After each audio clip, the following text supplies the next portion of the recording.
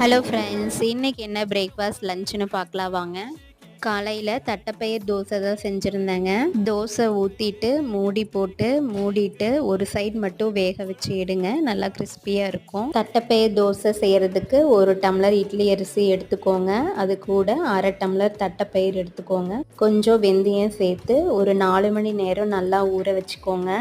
நல்லா கழுவி சுத்தம் பண்ணிவிட்டு மிக்சி ஜாரில் சேர்த்திட்டு ஒரு பல் பூண்டு, அரை டீஸ்பூன் சீரகம், ஒரு வரமிளகா உப்பு சேர்த்து அரைச்சிக்கோங்க. மாவு புளிக்க வைக்க தேவையில்லை. ப்ரோட்டீனை அதிகப்படுத்துறதுக்காக கிட்னி பீன்ஸ் வச்சு ஒரு ஸ்டஃப் செஞ்சுருந்தேங்க. கண்டிப்பாக இது வெயிட் லாஸ் பண்ணுறவங்களுக்கு யூஸ்ஃபுல்லாக இருக்கும். நான் எடுத்த இந்த அளவுக்கு 5 தோசை வருங்க. இந்த வீடியோ உங்களுக்கு யூஸ்ஃபுல்லாக இருந்தால் மறக்காமல் சப்ஸ்கிரைப் பண்ணுங்கள்.